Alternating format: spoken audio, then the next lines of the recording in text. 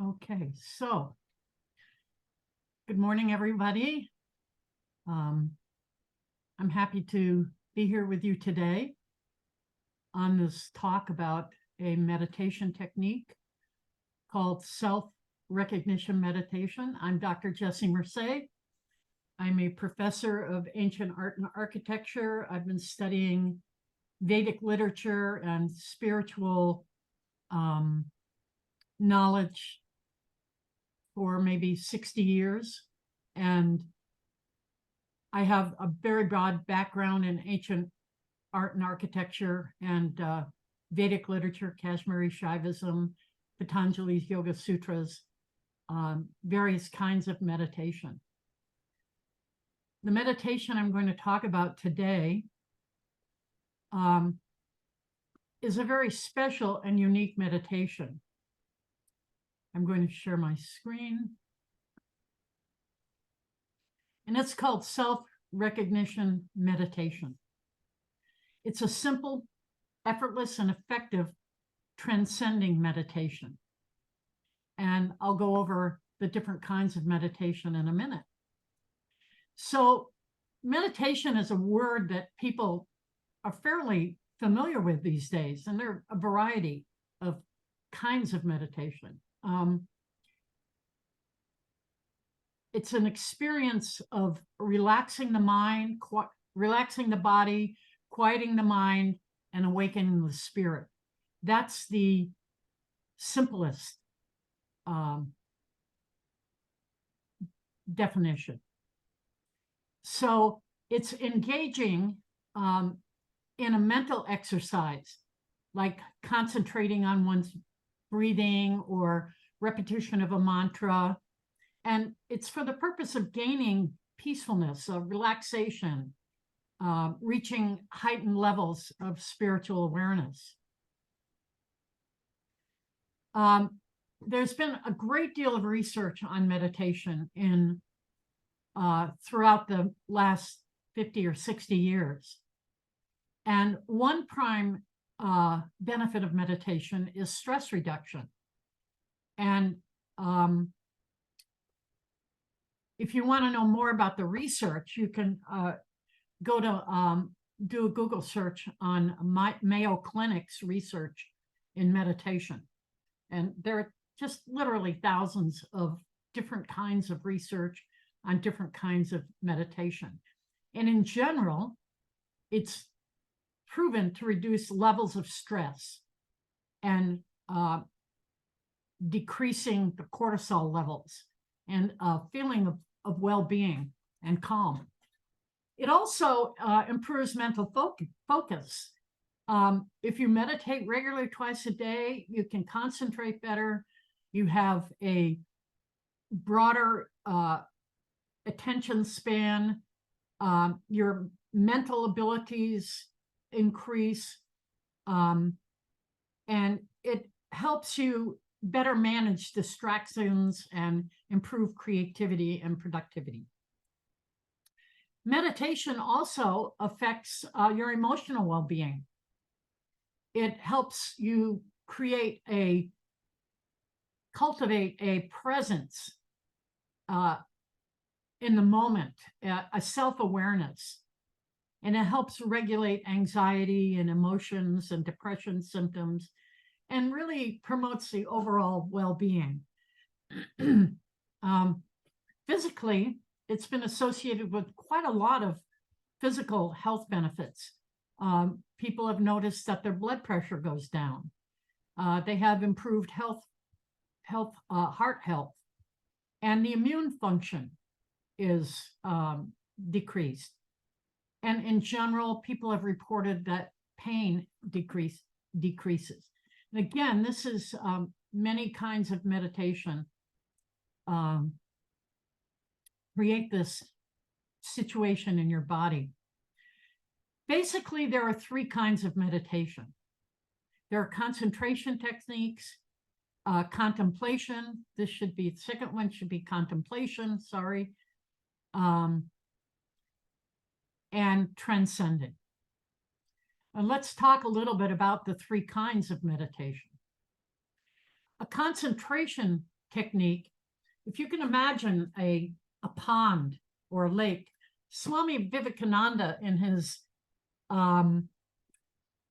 commentary on a great text, ancient text called Patanjali's Yoga Sutra, talks about the mind being like a pond or a lake. And he says that it's very easy to have waves on the pond, and that those waves are caused by obstructions or some sort of influence. And he talks about the bottom of the pond being a place of restfulness and clarity, peacefulness. And so thoughts that come from this place, we call it the source of cognition, where our thoughts, feelings, and desires come from, is the seat of our inner awareness, of our consciousness. And again, I'll talk more about that in a minute. And meditation attempts to unfold our awareness so that we have a better experience of the seat of consciousness. So some people attempt to do that through concentration. And a concentration technique is holding the mind onto something, holding the mind on a candle, holding the mind on your navel, on an orange, holding the mind on some object. It's like a swimmer swimming in a pond, treading water, trying to stay in that one spot. And if the swimmer starts to fall, they're not doing their meditation, so they take the effort to bring themselves up. A contemplation technique is like a swimmer swimming around the surface of the pond, exploring the lily pads and the fishes and the frogs. And that swimmer has to keep swimming. Otherwise, they're no longer doing their practice. The third type of transcending is like a diver, taking the right angle and letting go, diving down to the bottom of the pond, picking up some coins, some gems, some things from the bottom of the pond, and taking them out into activity with them. So these three forms of meditation. Jesse? Yes. Could you go on either presenter view or full screen, because it's not showing up as full screen over here. Oh, can Either you presenter view or full screen. gosh, I don't even know if I know how to If you do presenter view, you'll be able to go skip to any slide you want. There, now you're good. Okay. Thank you. So this oops, I don't do well with presenter screen. Sorry about that. I need to see my slides, and I don't get to do that. Is there another way that I can? I think it's full screen or something. Because I can't see the slides, so I don't know what's next. So hit escape again. Hit escape. Escape. Okay. And then go to slideshow. See the thing up top where it says slideshow? Yeah. Right there. Click on that and then go play from start. Just okay. You could just Or play from current slide, either play one. from current There you go. slide. Now just go No. forward. I still can't see what my next slide is. Okay. Presenter view, you'll be able to see the slides Okay. in presenter view. Try hitting escape again. Yeah. So And then go back to slideshow. And then slideshow. Presenter view. there we go. Oh, There. perfect. Yay. Thank you. Now I know how to do it. Yeah. But that's not working for us. Yeah, it's not working for us, but that's okay. Just It isn't? No, That's it okay. should be. Should be It's not. working for us. I don't know why it's not. Is it not working That's- for you? Yeah, it's showing us the presenter view too, but that's okay. We'll just go with this. Okay. So this concept of the 3 kinds of meditation is very important because it provides us with different modalities that have different functions. And Swami Vivekananda, in his commentary on Patanjali's Yoga Sutras, implies that it's very important to clear away the mud between the bottom of the pond and the surface of the pond. He speaks of that mud being an obstruction to our view of our internal being. So I want to talk a little bit about why transcending type meditation is superior over other forms. And other forms have their value, but this type of measure offers several distinct values. It's effortless. You don't have to tread the water. You don't have to keep swimming around. And it doesn't require concentration or control. We allow the mind naturally, through the technique that we use, to settle into deeper states. The second difference is the deep rest and rejuvenation. Transcending meditation provides profound deep rest to the mind and to the body, and it allows for rejuvenation. So because it's effortless and easy, you're not doing all of these machinations to be doing your practice.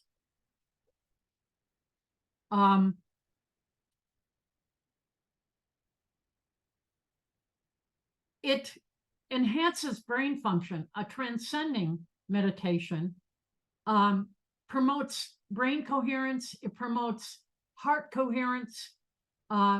It leads to improved cognitive abilities, creativity, and problem solving. It reduces anxiety and depression. And again, Mayo Clinic has demonstrated this in some of their articles, that it reduces anxiety and depression, and actually seems to outperform other forms of meditation. Now, self-recognition meditation sets us apart from all other transcending meditations. There are other transcending meditations. In this meditation,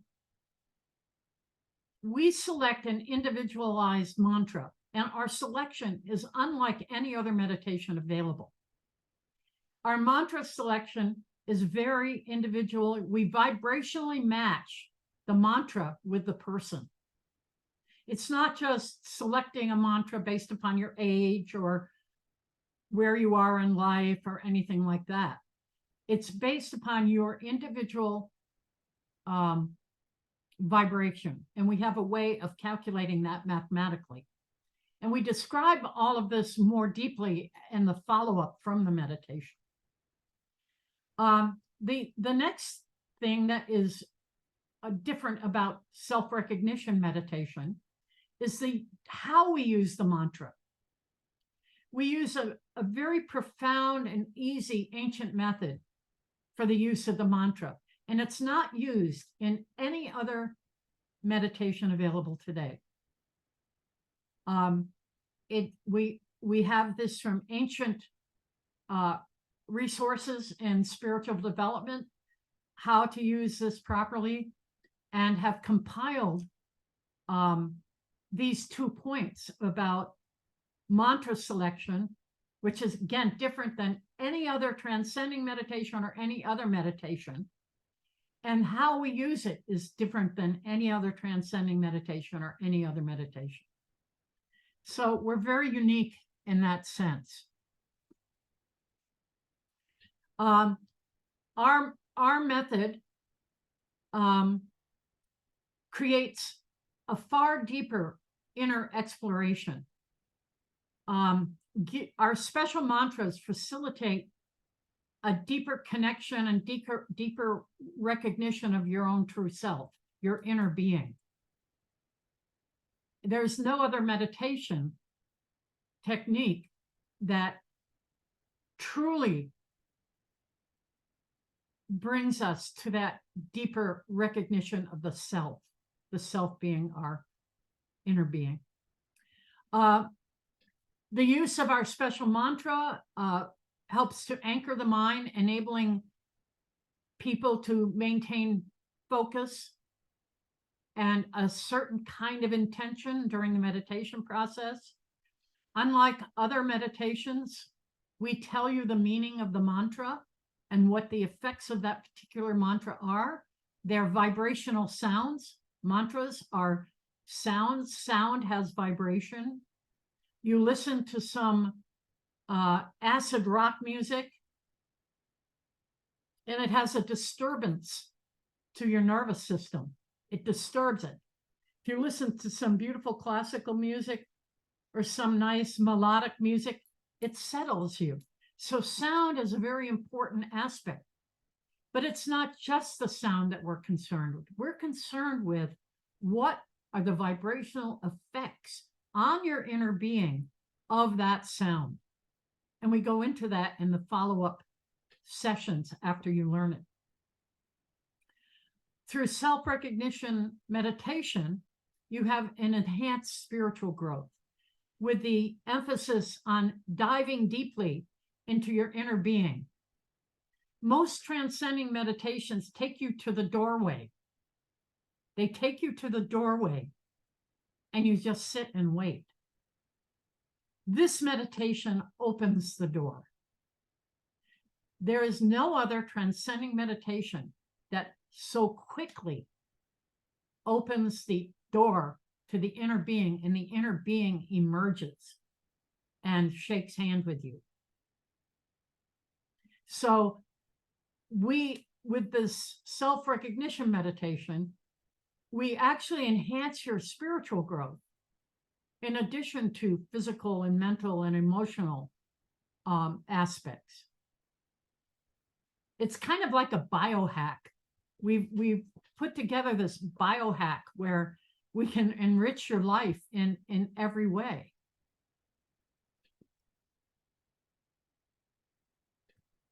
Just as a side, not a side note, but an important point, is that our human system is made up of body, mind, and emotions.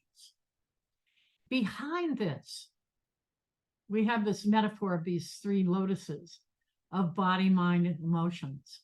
And behind this is this light, this inner being, permeating our material form as our individual being. It's called inner being. It's called essence. Some people call it soul.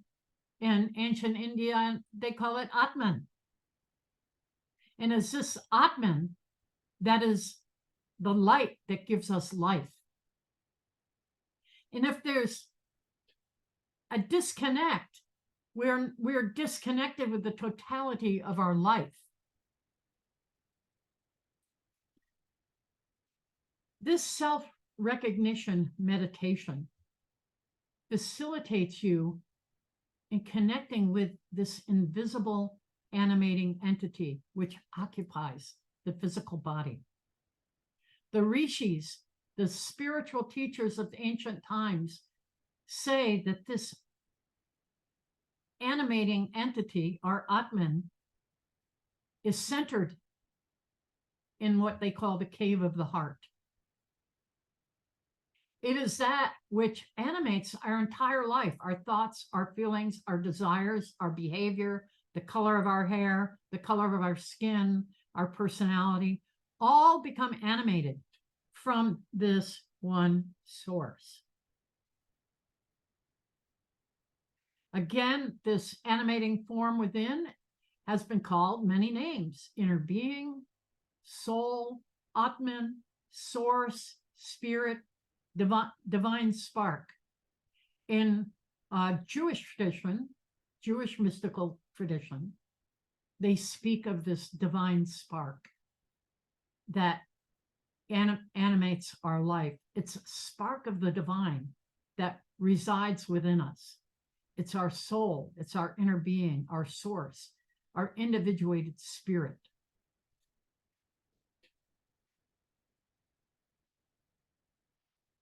In simple terms, this animating source refers to the essence or the core of who we are at the deepest level. And it's the part of us that is beyond our external appearance. It's beyond our roles. It's beyond our identity. It encompasses our thoughts, emotions, desires, and consciousness. Some people have called it Jiva Atman. We call it Atman. And the reason we call it Atman is we do not separate the individuality from the soul. It's all one. We're just not, most people just aren't aware of this Atman, this soul level. This inner being or Atman is the pure consciousness that underlies everything in creation and connects us to universal consciousness.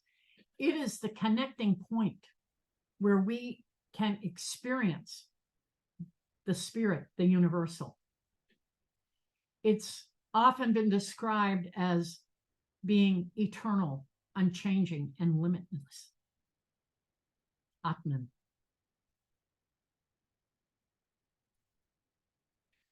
Most humans actually experience little or no direct contact with their Atman or their inner being.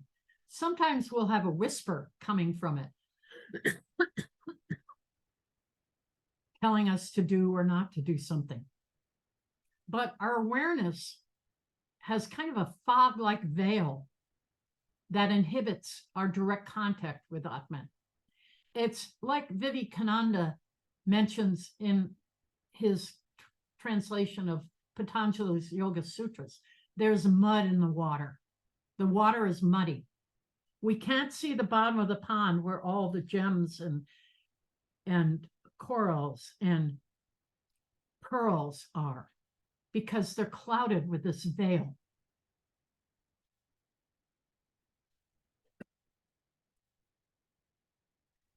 Self-recognition meditation helps us penetrate that veil.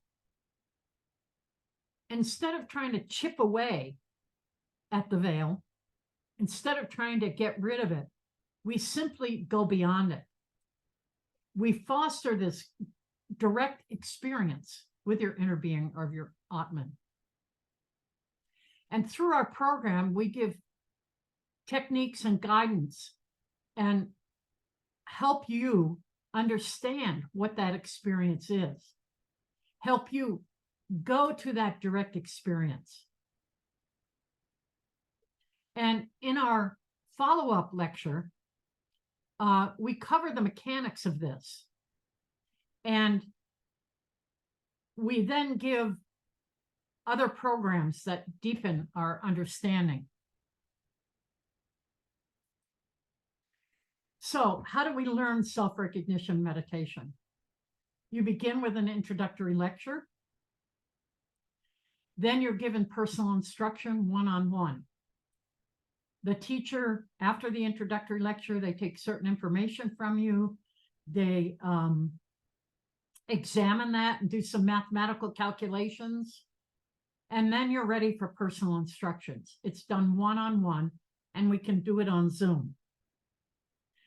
Then we have 3 days of follow-up.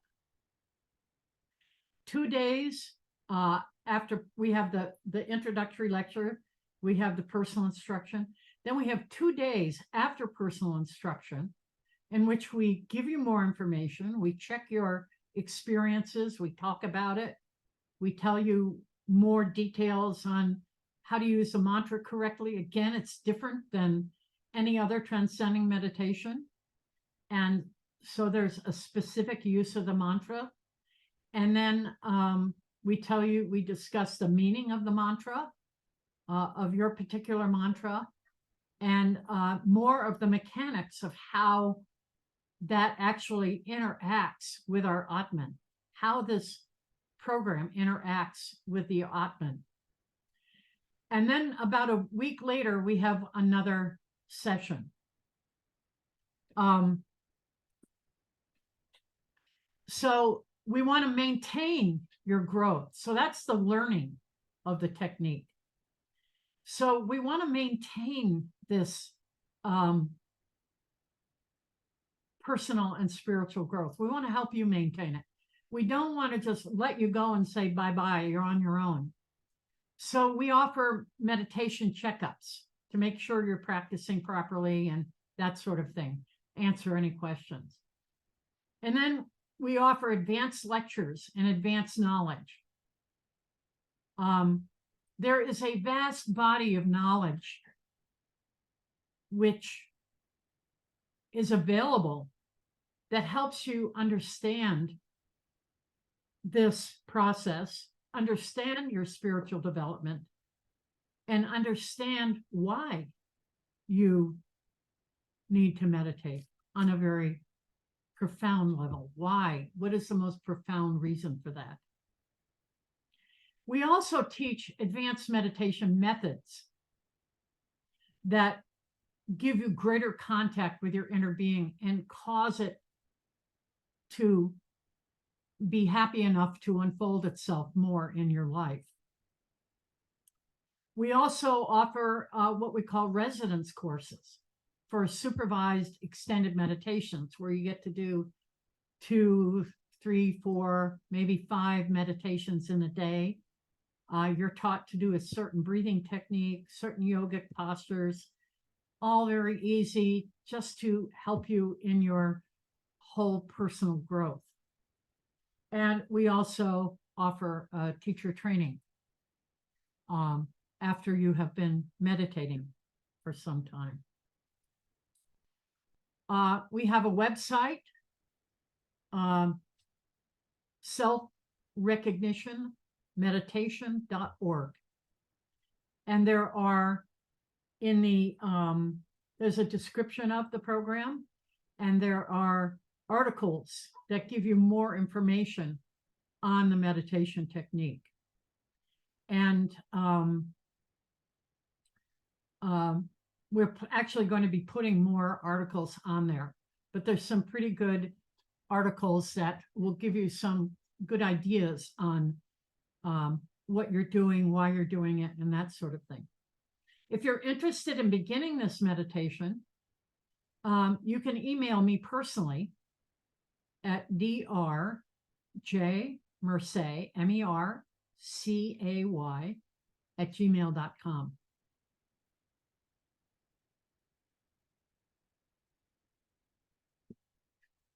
Okay, are there any questions?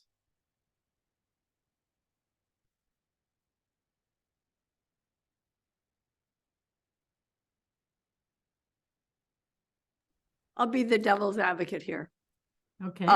You say that there is no other meditation, that this is the best or only one that gives this experience. And, how would you know that? How could that possibly be a true statement? That's really good. Let me just say this. There are many other things that give us that true experience. Many other practices, spiritual practices, different forms. Almost every meditation gives that experience. The experience that we give goes beyond those meditations and literally awakens the inner being. Literally. Most meditations take you to the doorway.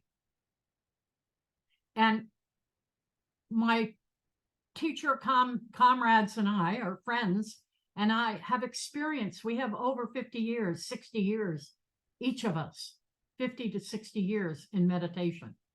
All kinds of concentration, contemplation, transcending, all kinds of meditation, breathing meditations, all kinds.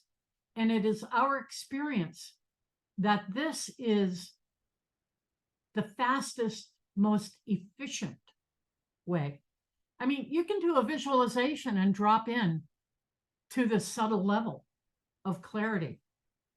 That's entirely possible. But what we're doing is something that's very effortless and efficient. In visualizations, you have to be using the mind, and you tend to be staying in the mind. It's an important meditation to do. It brings benefits. But what we're looking for is to directly enliven the Atman. There is no other technique that my fellow teachers and I have found after 50 years of experience, and I'm talking shamanism, I'm talking Buddhism, various kinds of Buddhism, I'm talking transcendental meditation, I'm talking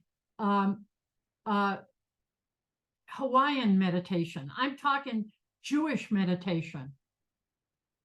We have experienced all of these, and there is no other method that has, with us, and the people that I've taught this to, there are people that have been meditating with another transcending meditation that I've taught this technique to, that have never experienced what they experience with this program. They may have had glimmerings of it, but we literally activate a vibration inside the Atman.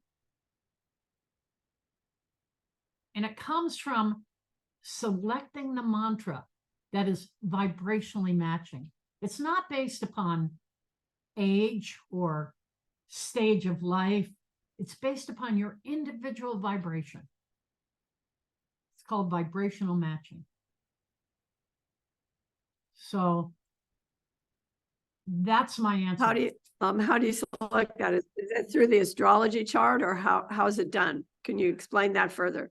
How it's selected, is it through the astrology chart, the horoscope, or what? Yes, it's through vibrational matching of certain aspects of your horoscope, your Vedic astrology. It's not a process I can just tell you bang, bang, bang, but that's what it's based on. Date, time, and place of birth is very important, because the date, time, and place of birth, you arise onto this planet. You are born here on this earth based upon your divine blueprint.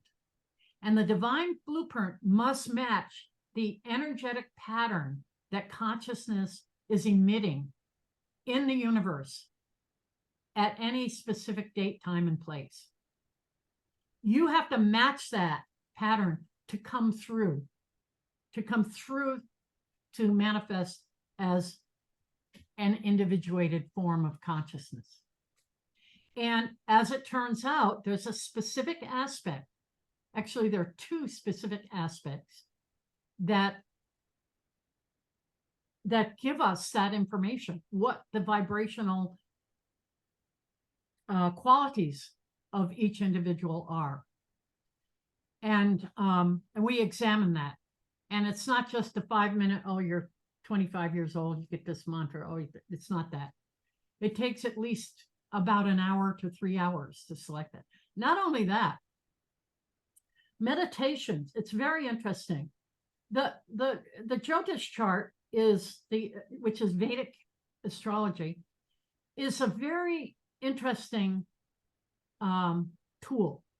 And the reason it's interesting is it examines, or it displays,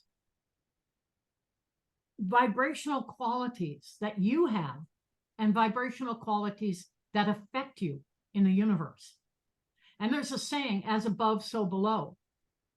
And the ancient seers or masters in consciousness discovered that the patterns of energy for humans and for the universe are reflected in the motion of the planets. It's not the planet that gives the effect, it's the consciousness that moves it. We have a saying, I am not the doer. Who is the doer? Who is the responsible for the action? The doer is your Atman and the consciousness of your Atman. the consciousness that drives the world, the spirit of the universe that drives the universe, gives off impulses of qualities at any given moment. Its consciousness pulsates, and brings waves and particles into being. And those waves and particles, the qualities of those waves, whether it's good, bad, ugly, or sublime, all of that comes from consciousness. And those qualities of consciousness happen to be reflected in the motion of the planet. The qualities make Jupiter move here, make Venus move there, make Jupiter and Venus come into contact with each other or relation with each other, come into conjunction. They are not having the effect on your pattern, your blueprint, your individual divine blueprint. They are not causing, it's not Venus and Jupiter, it's the consciousness manifesting that they are a sign of. We call them signs. We don't call them causes. We call them signs. They are a sign. So the mover is consciousness, spirit. The mover animates everything. There is a cosmic mover, and that cosmic mover individuated in you. That individuation in you is not the all of the cosmic. It's called individuated, which means that there's a part of you that is formed of qualities of consciousness. The color of your skin, the color of your hair, the color of your eyes, how your voice sounds, your personality. Are you a good, bad, ugly, or sublime person? What is your personality like? That comes from inner being. If everything is God, if everything is Brahman, that means everything, the good, the bad, the ugly, and the sublime, everything. In the eyes of this being, this consciousness, there is no good, bad, ugly, or sublime. There are simply qualities of itself. Those qualities can be ascertained at any given moment by looking at the motion of the planets. There's a book called the Surya Siddhanta, and it was written by a rishi named Mayan, M-A-Y-A-N. And he wrote Surya Siddhanta. He wrote something called Aintaram Pranava Veda, the first Veda. He wrote the first Veda. Veda Vyasa mentions the first Veda in the remote past from which the other Vedas were divided. He wrote that text, Recognition. So Mayan wrote this book from which astronomy and astrology have been derived, the Surya Siddhanta, and the motion of the planets. And he got direct cognition about the motion of the planets. And that motion is made of time units or impulses, waves and particles, and has qualities. So the importance of our individual Jyotish chart, which we do on every person, is to find a compatible mantra that is vibrationally compatible with the rest of you. Now, there's other meditations that just give you a mantra based on your age or whatever. That mantra may not be compatible with you. It may not be a vibration that is compatible. And we can tell that by looking at your chart. And I have checked there are people that have come to me who have been meditating for 30, 40, 50 years using a transcending type meditation. And they said their meditation isn't working anymore. Their mantra isn't working anymore, or they don't like their mantra. It just doesn't feel good. I check them and I find that their mantra was not compatible with their chart, with their own inner vibration, with their blueprint. Every mantra is not compatible with your individual blueprint. Mantra is a sound vibration with qualities. So we have to have a mantra that is correct. People who have done different kinds of meditations, and particularly transcending, because transcending meditations are very powerful. People who have done that have had mental problems. They've committed suicide. Not everybody, I'd say 85% of the people have very good results, but we don't want to harm people. That's one of the stages of enlightenment, is harmlessness. We don't want to do harm. So we're very careful with mantra selection, and we don't do a routine mantra based upon your age or your height or your caste or your job or your educational level. We don't do that. We go very specifically directly to your individual blueprint. That was kind of a long answer, Susan. I kind of rambled on. It was a great answer. Hold on, we have another question. The question is, the mantra a specific sound from a specific language? She wants to And know, can you give a couple examples? she wants to know if the mantra is a specific sound from a specific language, and give us a couple of examples of mantras. Okay, good. Really good question. We use mantras that are ancient with known qualities, and they're Sanskrit. And Sanskrit is a very ancient language.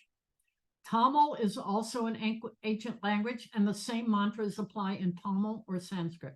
Tamil is as ancient as Sanskrit. Sanskrit is a mantra, is a mental language for the mind. Tamil is for the heart. And it's fortunate that both mantras are the same in Sanskrit or Tamil. Not only do we have the sound of the mantra, the sound is important, but within that sound creates a vibrational pattern that we call qualities. Let me give you an example of some of the qualities. It would be knowledge, helping you seek knowledge, bringing out your ability to seek out all kinds of knowledge, all kinds of knowledge. Another one would be a mantra that helps you bring abundance to your life. That would bring all kinds of abundance, financial, spiritual, material, loving, love, affection, abundance. There are mantras that bring a general peace. In our advanced program, which we call the Ishta Devata Advanced Meditation, that's an advanced program. You have to be meditating with this for at least 6 months. We give a series of mantras that open up the entire inner being even more, bring out more qualities. And with that, we add a mantra to bring peacefulness and harmony. It's the mantra of the yogis that brings peace of mind. And that's a whole other thing that I don't want to talk about here, but that's the general idea. So mantras are very important, the selection and the use. We cannot rely on any sound. Yeah, we can transcend. We can send, Herbert Benson says he used a transcending technique with the sound of one, using the word one. That's all well and fine. So you relax, you use the sound one and you're relaxed. But what that sound one does not do is create a vibration in your Atman. And why these do is because they're pure sounds, pure vibrational qualities that are recognized immediately by the Atman. And so the Atman starts to vibrate, literally. You feel inside of you over time, you start feeling this vibration. In Kashmiri Shaivism, it's called spanda, the universal vibration. And when this starts to happen, your individual vibration starts to pulse with the universal vibration. That's called oneness. Oneness with spirit, oneness with God, oneness with the soul, one with universal consciousness. When your individual vibration starts to vibrate with the same vibration as the consciousness, the universal consciousness, that's oneness. Our technique brings that quickly because of our mantra selection and how we use the mantra. Again, I get carried away. I love talking about this stuff. Yeah, we love that about you, Jesse. You're so passionate. Yeah, we love that. My question is, so when you talk about knowledge, you talk about abundance. So are these related to deities? For example, knowledge, Saraswati, abundance, Lakshmi. Are these related to deities? And is there a special deity for each person? Right. The deities are, there's a great misunderstanding of what deities are. And how do I know this? Because I studied for many years with a sculptor who sculpted deities in Indian temples. And there's a secret behind the deities. They are not like personalized human type forms. The paintings and sculptures we see of deities are there to indicate the qualities of that deity. So like with Lakshmi, the qualities that are shown, they show with pearls and things like that, that indicate the qualities of that deity. So the visual forms are not the actual form of the deity. They're representative, pointing out the quantum mechanical functions of that deity. So what is a deity? A deity is a quantum mechanical function of consciousness. You were breaking up there, Jesse. You were breaking up there a bit. Could you repeat what you were just saying? A deity is a quantum mechanical function of consciousness. Consciousness has been identified as the unified field, the quantum field, the unified field, from which all material world emerges. That means all qualities of the material world emerge from that. And the deities are simply waveforms, particles and waves of light and sound that have specific qualities that we can activate in our own inner being. And that's what our meditation does. So you see a picture of Lakshmi or Saraswati or a statue of Shiva or Vishnu or whatever. Those are only signs, representations of the qualities of that energy form, of that being. And I teach an entire course on related to this on what's called Vastu Shastra. And I gave a talk on that yesterday. You might have asked Susan to show you the video. But in the 2-year program, we talk about what deities really are. They're not little gods sitting on a cow or on a lotus petal. So what we want to do is enliven specific qualities of that. There are many other qualities that we can enliven. You know, there are other choices. There are qualities such as protection, protecting from enemies, all kinds of qualities. And we tell you the qualities of your mantra. And then you can notice those qualities occurring in your life. There's so much more I could say about deities, but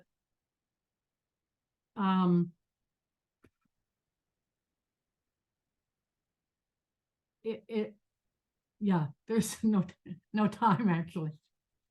But that's the essence of what a deity is.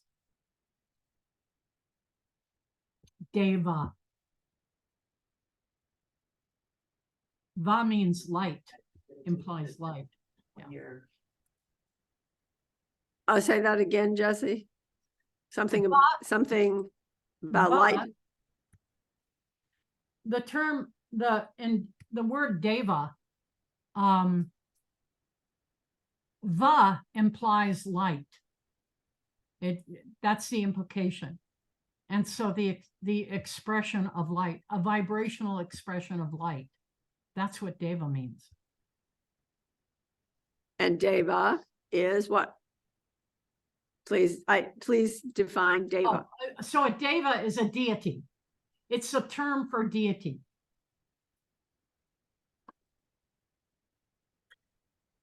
Okay, and we got a question here. What's the question? how long is each session when you're actually meditating? So how long is each meditation session? How long do you recommend that people meditate? And how often? Yeah, twice a day. Initially 20 minutes, twice a day. And other meditation practices seem to agree with that, seem to agree that that's a good period of time. Later on, when you get advancements to that, your meditation becomes longer. It becomes like a half hour, twice a day. And we do it twice a day because the benefits accumulate. And I wish I had some of the things that people have said to me. I'll have to do that and present them to you to describe what people have said. People who have had long-term meditating with a transcending meditation and have never had the experience that people are having now. And then even people practicing for the first time are having pretty quickly good experiences. And again, it's not necessarily about our subjective experience. It's about the opening up of our inner being and the arisal of those qualities from the inner being, which we discuss in more depth during the instruction.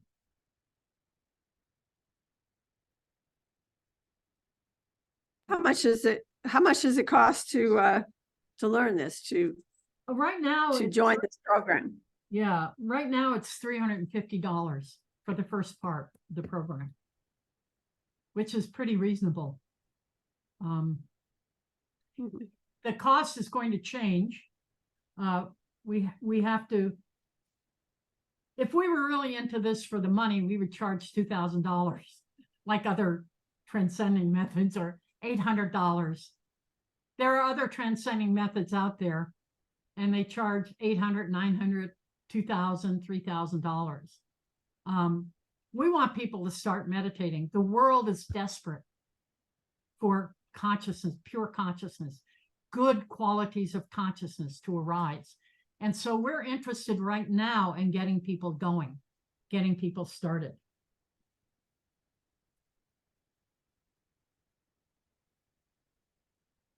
Yeah, we have. I'm still not Another quite question. understanding how this is different from TM. Okay, she says, how does this differ from TM? Very good question.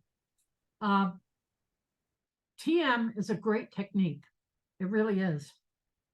I practiced TM many, many years. And it's a wonderful technique. The mantra selection is different. TM mantras are based upon very similar, very simple routine points. It is not, they do not check for vibrational compatibility. So it's the selection of the mantra is different. Second, the use of the mantra, how the mantra is used differs. We have very specific instructions that cause the mind and body to relax and transcend, and also cause the Atman to open. TM does not do that technique that we do. And everybody that is working with me on this have practiced many different forms of meditation, including TM. And I'm not saying TM is bad. I'm just saying we're different and we think we're better. And we're definitely cheaper, less expensive. We're more thorough in our mantra selection. The mantras we use are, the other thing is that in TM, they say that the mantra is a meaningless sound. And that's fine. If that's what they think, that's what they do. We say the mantras are not meaningless sound. They have a vibrational quality. The relaxation response by Herbert Benson uses a meaningless sound, the word one. That creates an experience of relaxation. TM creates an experience of relaxation. But you reach a point over time, and this is the experience of many, many, many, many people that I know who are TM teachers and TM practitioners who feel like they have reached a wall, that they're not getting out of their meditation what they used to get. And that's because they don't know what to do when the wall is there. And we know what to do. There are 4 stages of the mantra, and we teach you this in your follow-up sessions. And we go through all 4 stages. TM only goes through 2 stages.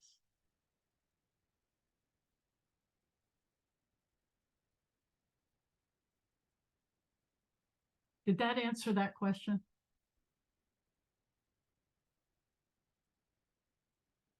Yes, that answered the question. I'm sorry, do you But have yes. local teachers, the way TM has local teachers or weekend workshops, or is this all remote? She wants to know if there are local teachers or if it's all remote.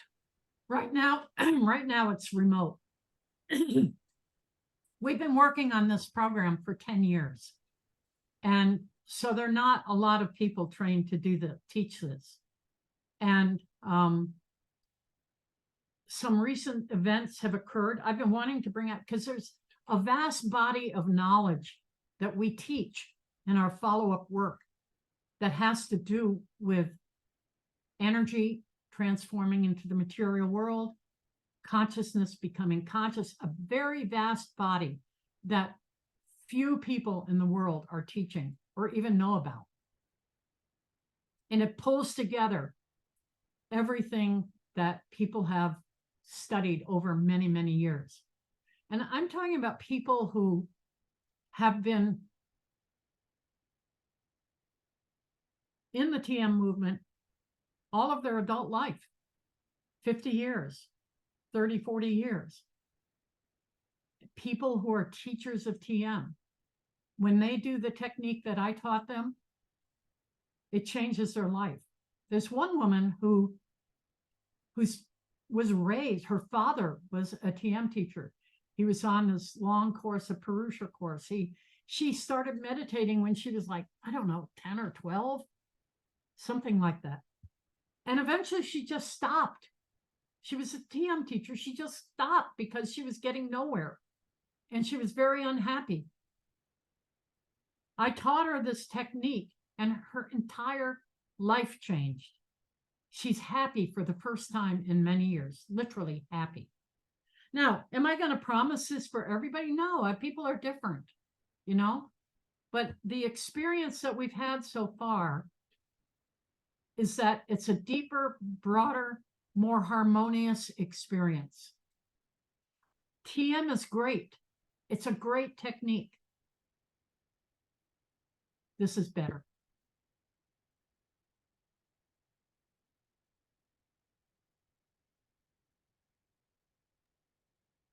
Yeah, I mean, I'll just comment that TM uses simply the age to determine your mantra. Age. That's what it's done, based on age. So, you know, what happens when you get older? Right. And you have the same mantra that was given to you when you're 18 years old. Right. And in my viewpoint, really, it should be based upon who your, Ishta Devata is, meaning that Devata or vibrational energy or deity, whatever you want to call it, that is compatible with your divine blueprint, which is shown in your astrology chart, And I know that exactly what Jesse's been talking about as far as the divine blueprint. I don't know. I wrote about that in probably my first book or maybe second book or something, about how the stars do not determine anything, that the stars are just simply a blueprint. And I described it exactly the same way that Jesse described it, is that we choose the time of birth. Yeah. Our soul chooses the exact time of birth to reflect, the stars in this particular position, which reflects our divine blueprint, our soul, what we chose to come in to do in this lifetime. Yeah. And also reflects our past, what we've experienced in the past and what we're going to do in this lifetime. And so obviously, if you select something based upon your astrology chart, then that's much more individualized. It's something that is just for you, not for, Joe Blow over here who has the same age as you. And like I said, TM is widely known. You can Google it, is based upon age. That's it. So they give you a mantra for Saraswati when you're 18 years old, because that's a time of learning in your life. That's the time when you go to college. So they give you the Saraswati mantra when you're 18 or whatever age, when you're in school. And then when you're retired, they give you, if you are retired, I shouldn't say when, I should say, if you're retired when you first learn TM, they'll give you a mantra that's for retirement age, So like that. Yeah. So this Susan has very profound and deep insights, by the way. And she's a very, very highly developed person. And her insight into that, for example, is something not everybody knows. And she knows it because of her connection with her Atman. So taking into account what Susan just said, Saraswati, I'm giving away my secrets here. Saraswati is reflected in your chart with Mercury. And if you have a debilitated Mercury, a bad Mercury, a Mercury that causes trouble, you shouldn't have a Saraswati mantra. You shouldn't have it. Because those bad things are going to... I have a friend, he's been a meditator for 60 years or something. And he was given a mantra, and he got an advanced series of mantras that allegedly included what is known as the Ishta Devata.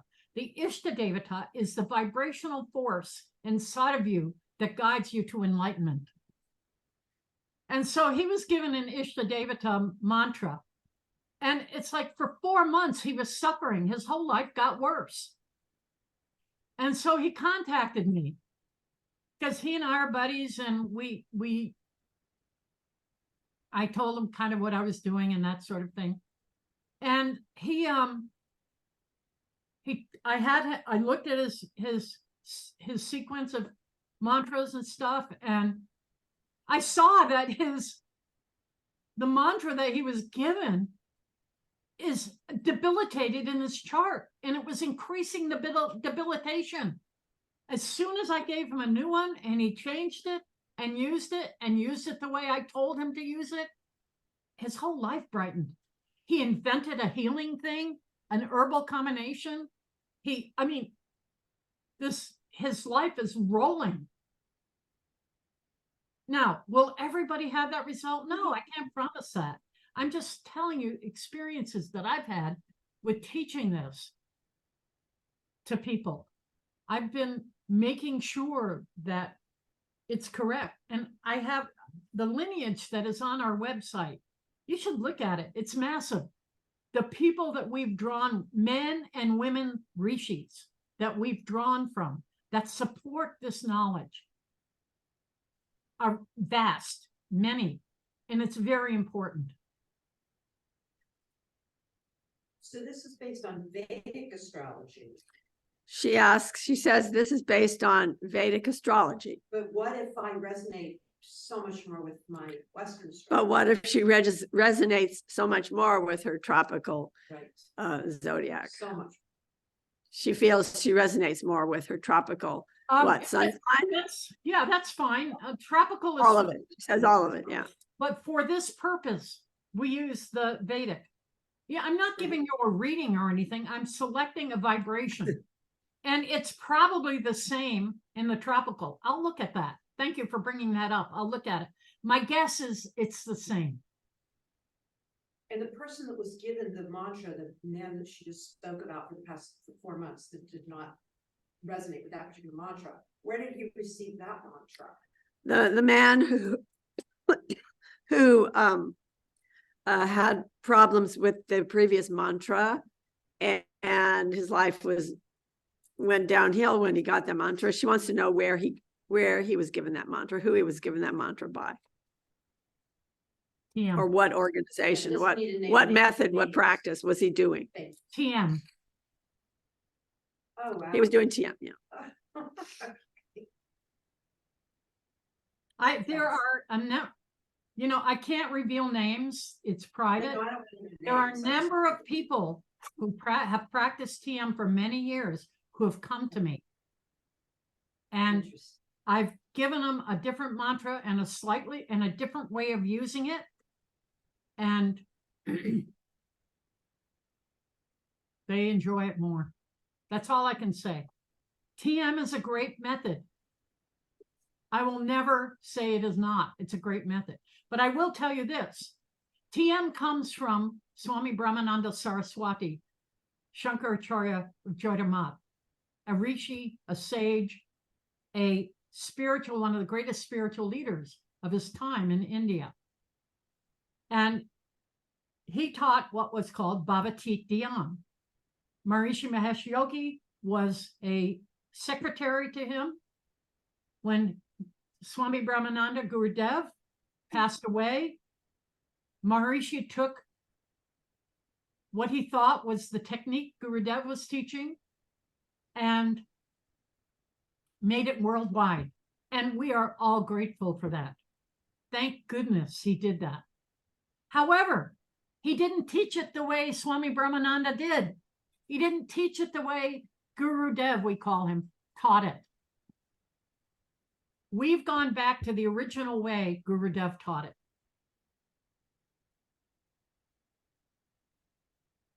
How do you like that?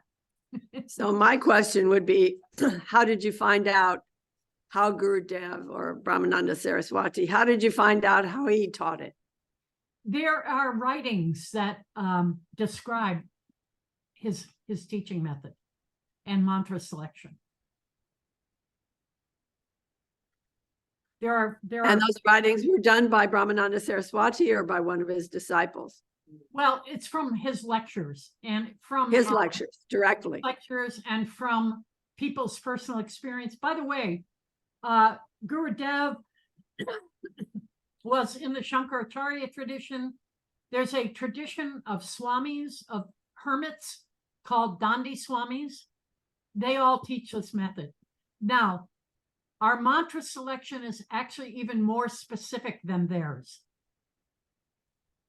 But it's along the lines of what they taught. We're even more specific. And the Dandi Swami is called Bhavatit Dhyana in India.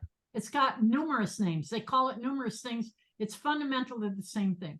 We have refined the mantra selection and refined the use of the mantra. Extended the use of the mantra based upon ancient texts. I have a question for Gina, and that is Gina, who had asked about, she mentioned that she resonates more with tropical than with sidereal. So what do you mean by that? Well, just as an example, my sun sign is Gemini. Yeah. Totally resonate as a Gemini. Yeah. When I've had my Vedic astrology done, I go back to Taurus. All right. So she says that her, in her tropical chart, she has Sun in Gemini, and in her sidereal chart, her Jyotish chart, her Sun is in Taurus. So I don't know if you're aware of this, Gina, but the Sun is not very important in Hindu astrology or Vedic astrology. It's What's not. important is the ascendant and the moon. I mean, all planets are important, but most important is the moon and the ascendant. As far as your physicality, your body is the ascendant, and your moon is, I mean, your personality would be more probably from the moon rather than from the sun. I Yeah. think it goes backwards the sign. Is that right? Yeah, Serena? no, it not necessarily backwards the sign. It's about 24 degrees at this point.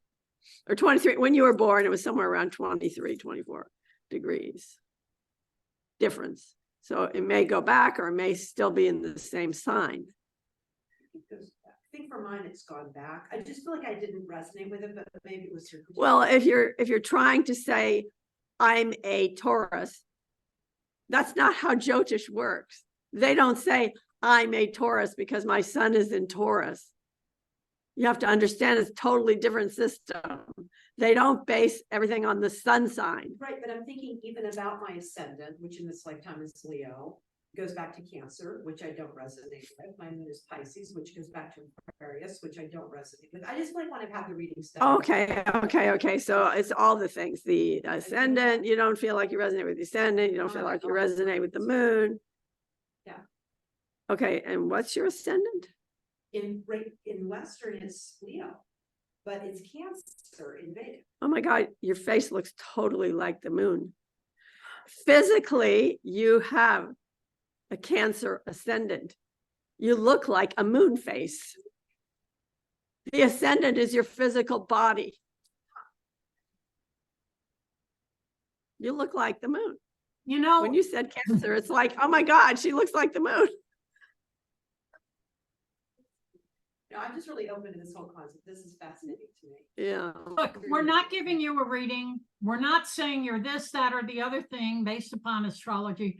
We're looking at a specific aspect of your date, time, and place of birth and its relationship with the moon and constellations around the moon. Ancient astrology did not do this sun sign, rising sign like that. Original astrology did not do that. This has been adopted and more modernized than the ancient astrology. Now, the other important thing to, just as a side note about astrology, which you probably know, is that the rising sign is the sign that's coming over the horizon at the date, time, and place you're born. Here's the Earth. There is a sign coming up over the Earth at the date, time, and place you're born. That's called the rising sign. What sign is rising when you're born? Vedic astrology and Western astrology differ in that. Why? Because Vedic astrology uses the actual sign coming over the horizon. Western astrology does not. Western astrology is 23 degrees off. It's 23 degrees off. That's why it's different. Now, there are certain things about my Western astrology that I relate more to, just like you. But when you come to the essence of it, not talking about signs and this and that, the moon sign called nakshatra resonates with me. It resonates with me. I have a whole other advanced meditation based on that, but that's not what we're looking at. So, yeah. Let me explain a little bit. I'll just take a moment to explain a little bit more about what Jesse was saying. Okay, so way back in 500 AD, on March 21st, which would be the time of the spring equinox, the constellation that was on the horizon at sunrise was 0 degrees Aries. But because the planet wobbles on its axis, there's something called a precession of the equinoxes. And the precession of the equinoxes, what happens is because of this wobbling, now it's not 0 degrees Aries on that date of the equinox, of the spring equinox. It is in Pisces. And I hate to blow anybody's bubble, but about 2,500 years from now, it will be Aquarius. And right now it's Pisces. So the age of Aquarius is actually not going to occur until about 2,500 AD. Just FYI, because I looked it up in the ephemeris. I actually checked it. So right now it's Pisces. We're still in Pisces, meaning, as Jessie was trying to explain, we no longer, she's going to annotate with her whiteboard. We are no longer at 500 AD. It was the same in tropical and sidereal, but now it's about 23, 24 degrees off because of this precession, because of this wobble of the Earth. So the actual stars, the actual constellations that are on the, that are there at sunrise on the equinox, that constellation is not Aries, it's Pisces right now, the stars. In other words, the Hindu or Vedic astrology is based upon the fixed stars, not upon the sun, meaning the equinoxes and the solstices. That's right. It's based on where the constellations actually are. So if you look at your Vedic astrology chart, it will tell you where the constellations actually were.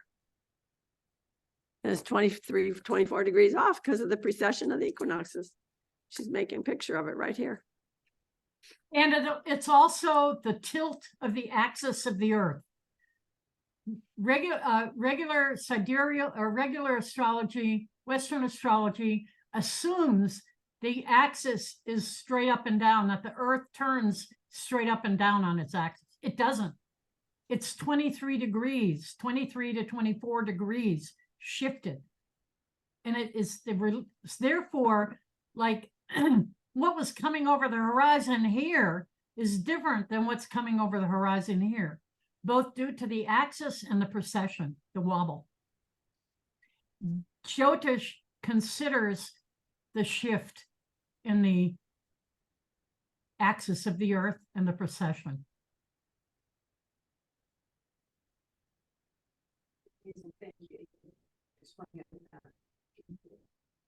She's thanking you for explaining it like that, becoming clearer.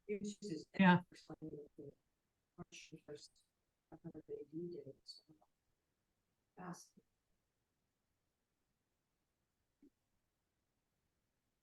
So these are really wonderful questions. Any other questions or comments? By the way, this is the first public lecture I've ever given on this technique. Thank you, Susan. That's cool. That's really cool. I'm glad I could facilitate that. I'm very, Yeah. very proud. I'm very proud. Yeah. So yeah. Just a question, like practical, like time wise, we're also busy. What would be the effect if we're only doing it once a day or for sleeping days? Like she's concerned, what about if we don't have time to do it twice a day? What if we skip? Will fall apart? There'll be a volcano if we don't meditate twice a day. Is the world going to end? No. But the effects of this meditation are cumulative. You meditate in the morning, 20 minutes. Over the day, you feel the good effects of that meditation. And about 8 hours later, you start feeling a little fatigued, or you're not feeling it quite as much. So you do it again. If you only do it once a day, you've got that 8 hours, and then you start to kind of go downhill. So just to prevent the downhill, we do it again. They accumulate. And first they maybe last an hour, then maybe 2 hours, then 3, then 4. We want to be doing this twice a day to solidify and infuse excuse me, the effects into our body mind system. Excuse me.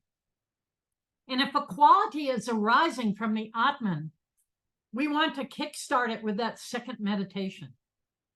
The quality will arise, but if we do the second meditation, it kickstarts those qualities and pushes them up further until they eventually become integrated.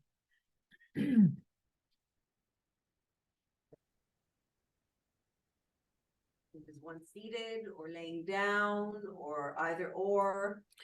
Do you Upright. do it seated or lying down or either or? Sitting How do you- upright, comfortable in a comfortable chair. If you like to sit with your legs crossed, whatever is comfortable, but sitting kind of upright, comfortably, just like I'm sitting comfortably. You don't have to do any mudras, or they have their value. They do things, but just sit comfortably. You can cross your legs or not. Just sit comfortably. You can sit up in bed and do it. You wake up, splash some water on your face, sit on the bed. It's better to take your shower and clean up and like that before meditation. And you don't want to eat right before meditation. Because eating is the opposite of it. Eating is stirring up the metabolism. Meditating is settling it down. So you don't want to eat right before. So you just sit up, meditate, then go about your day, and then just you can take a break at lunch, a 20-minute break at lunch. I'm an early riser. I'm up at 3:30, 4 o'clock in the morning.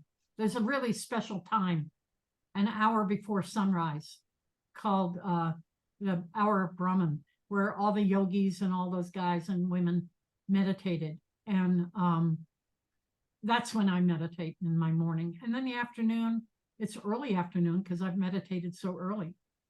But twice a day for optimal results. Kind of like brushing your teeth. You brush your teeth in the morning. If you don't brush your teeth, they kind of, in the afternoon, in the evening, they kind of get crusty, you know? And so it's just a habit that you get, and you can find time to do. Believe me, I mean, I'm a very busy person. I find time to do it. I actually meditate longer. I meditate about an hour and a half, but I have some other techniques I do.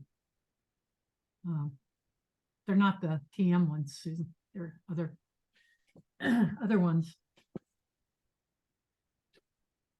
Where did you learn? Okay, this is a good question. Where did you learn how to select the mantras?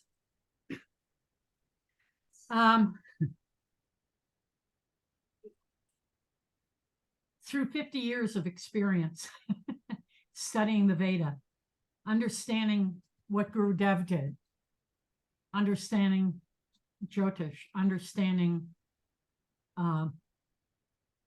about Devatas, and understand just years and years and years.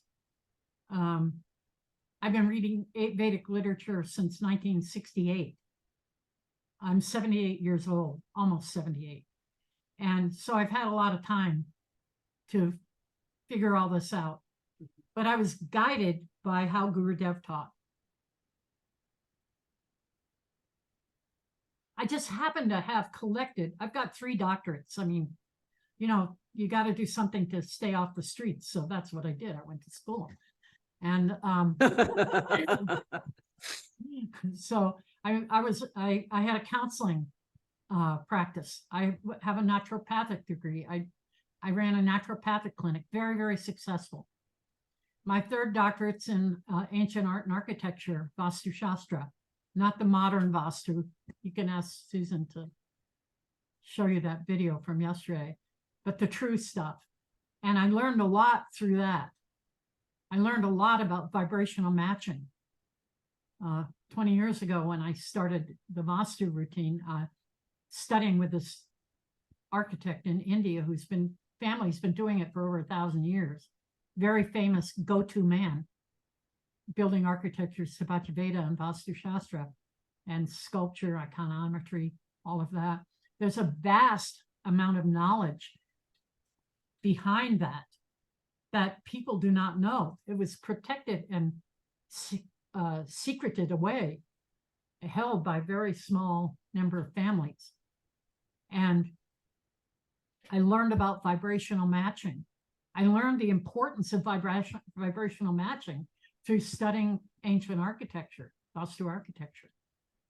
And that's where I understood the deep importance of vibrational matching, because we match the vibration of the house with the vibration of the person. We do it a little differently than this, but it's very similar. So years and years of study. I mean, I'm a scholar. I had Saraswati mantra. And it was incredible. I couldn't help myself.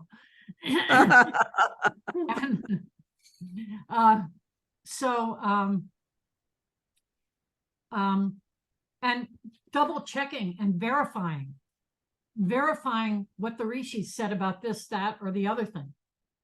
And like this diagram of the bubble coming up from the lake, the TM people use something similar, but they don't understand what's beyond the bottom of the ocean, the bottom of the pond, that there's an Atman there. They don't understand that. And, but that comes from Vivekananda talking about, he used those words, the bubble rising from the bottom of the lake. Those were his words in his commentary on Patanjali's Yoga Sutra. So I'm not copying anything with TM here. It's all coming from something preceding that. I thought that was particularly fascinating when you showed the bubble diagram, that you found the source of the bubble diagram being Vivekananda. I find that very fascinating. Yeah.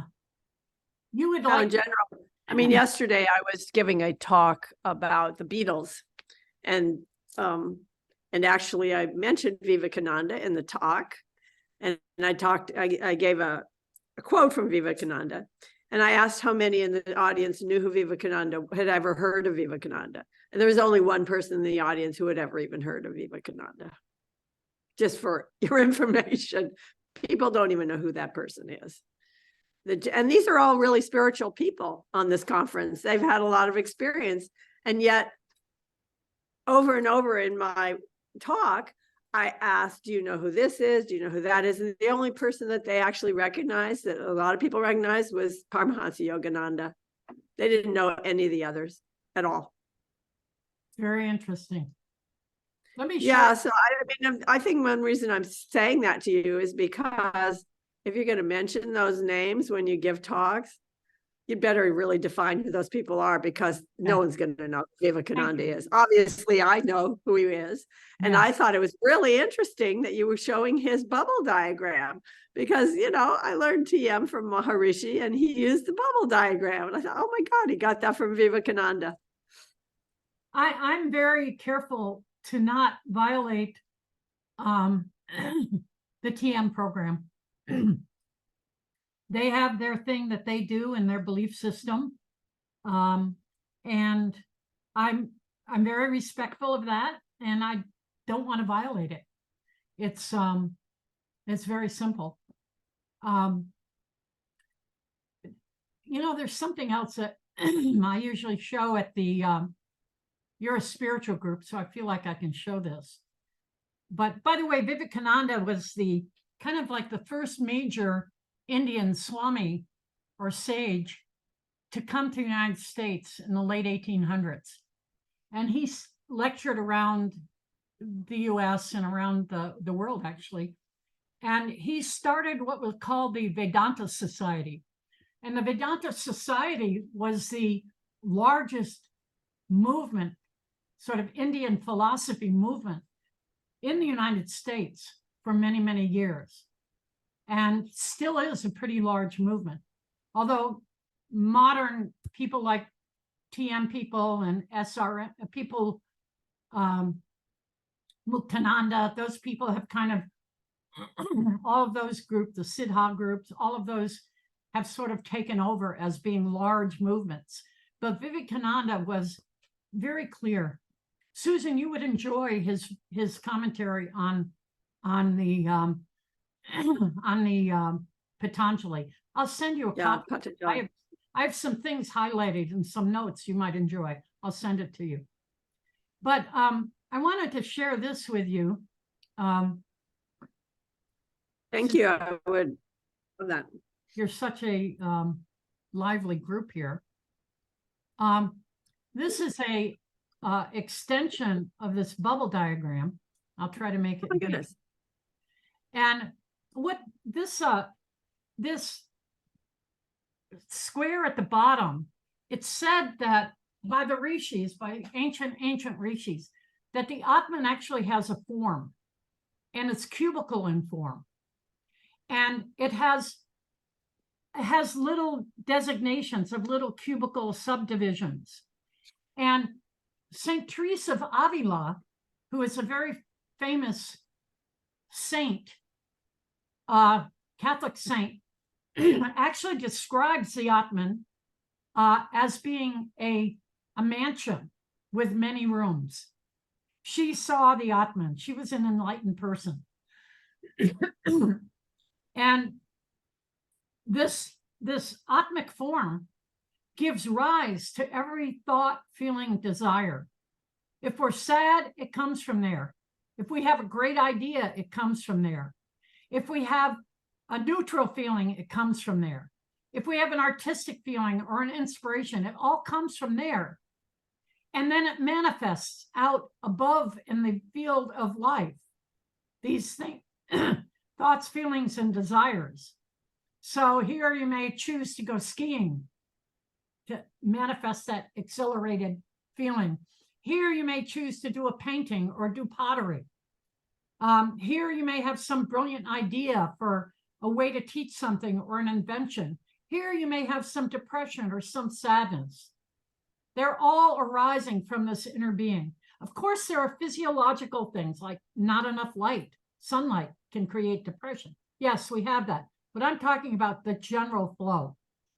What happens with this meditation is that, let me get my little annotation, that as we meditate, our brain, the surface of the pond goes deeper and deeper and deeper, and we start thinking at subtler levels. What I mean by that is that it's not that we're thinking at subtler levels, our awareness is expanded to a subtler level. I'm giving you information as if you've already been initiated into this method, but this is our follow-up work. Anyway, so we start perceiving at finer levels, finer and finer levels. And the longer we practice, the more we are able to perceive ideas, thoughts, feelings, emotions, and then reject certain emotions. Say, this is an idea we're getting to be a shoplifter. We can walk out of Walmart with our stuff because nobody's watching. Well, if we do that, then that impulse becomes stronger and stronger every time we do it. But say the first time it comes up, we're an honest person. We're not going to do that. So we reject it. And we turn around and go pay. Well, what we've done is we've eliminated that. Over time, we eliminate it. We make a different choice. Our awareness sees it coming before we do it. And when our awareness expands, we have more free will. We don't have a lot of free will right now. Most people in this world do not have much free will. As our awareness expands through meditation, we get more and more free will. And we're able to choose how our life looks.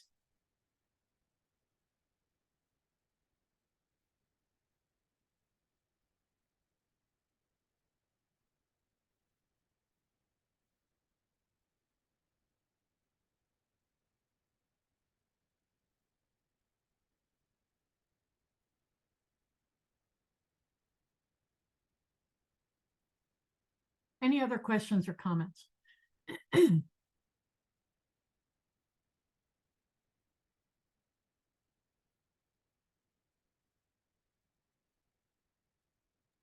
She wants to hear an example of a mantra, Wow. There, one of the mantras that's used. there are, you can do a Google search on mantras and find all kinds of mantras. There are, Om is a mantra. That's a mantra that has a specific effect.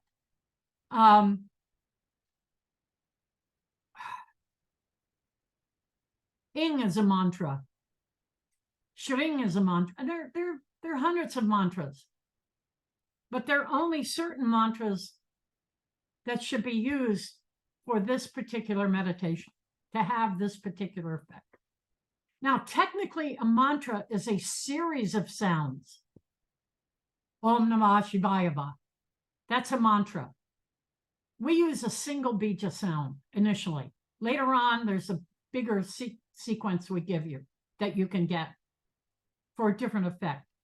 But like Om Namah Shivaya is a mantra. There are hundreds of mantras. Hundreds. Actually, we had a class yesterday where one of the teachers went through all the different sounds. Actually, she went through the Sanskrit alphabet and she talked about all the sounds and what they relate to. Yeah, that was yesterday. Yeah. Well, you can get a copy of her talk if you want to get it. It's not very expensive. Ted is selling them. Any other questions? No other questions. So if they want to learn, they should just contact you, right? Right. DR. And how long is the initial session with you? Or how does that work exactly? It's maybe about an hour, the initial session, and then the three follow-up sessions are an hour to 2 hours, depending upon the individuals.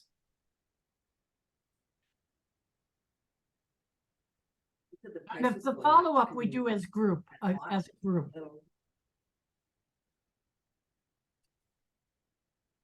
Okay, so the follow-up sessions would be in a group, whereas the initial session is individual. Right, after this Right? lecture, yeah. We'll be doing, in a couple weeks, we'll be doing individual sessions, individual teaching. And in about 2 weeks, I think. If you already practice transcendental meditation, then this will come pretty easy to you, although it's different. And you don't have to stop practicing it. Or whatever other technique you might do.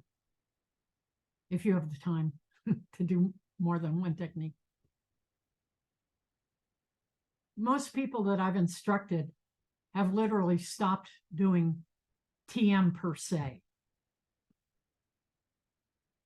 They use a different mantra.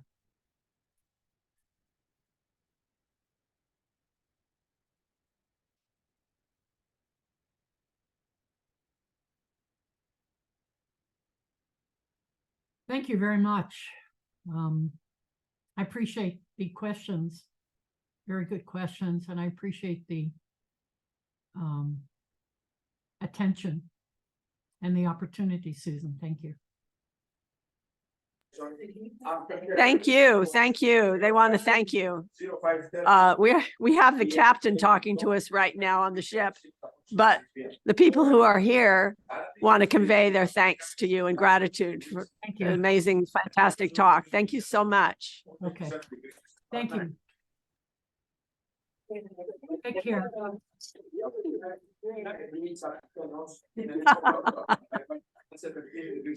All right. I'll end the recording.